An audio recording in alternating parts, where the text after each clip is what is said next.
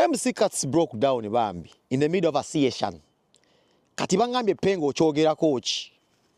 Nze nja kwogeranga ku buli kimu. For the first time MC Cuts sigenda kuberanga nga I'm not gonna crucify you. Kuba ensonga zetuliko that wasn't a political case. Toyina gwe wansayitinze. Toyina gwe wavumye gwe walumizza. Tewaŋŋoonye bino byonga NUP Bobi Wine leero kitu kyoyitamu kya buntu. Omuntu yenna asobola okiyitamu.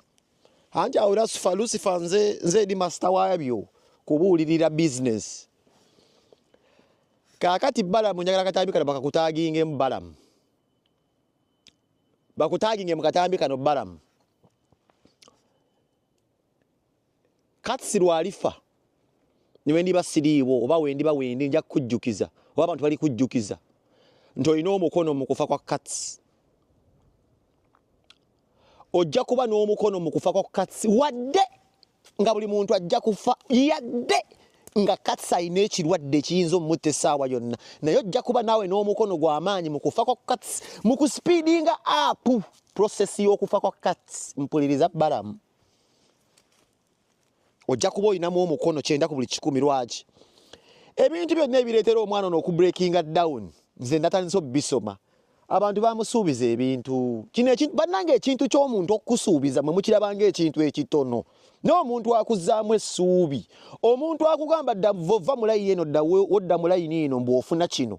Ne n'okolanga bw'agambye n'otafuna. Bannange ekintu ekyo kimenya omuntu yenna. Si katamba. Katsi alina abayimbi bassizza wansi akubye talenti n'azissa wansi n'azikonya. However ayinamu bayambye. Bino si bya bufuzi bya buntu. Bwe ndaba Katamba nga breaking it down ku TV. Sophisticated Lucifer ngamba ntya awo ngamba omwana ono alina ebigenda mu maaso nga we yali abibala tebitambula. Nga we yabala ebintu ebimu tebimutambulira nga we yabibala. Ngebe bamusuubiza babe bamusuubiza byasuubira nti no bigenda gatta emu ku 2 tebyagatta.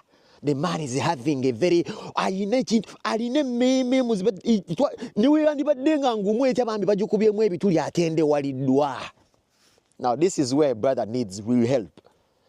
Just put politics aside, ebintu byonna enzikiriza zo. This is where we need to help a brother out. Tutya Katamba singa toli ku TV. No.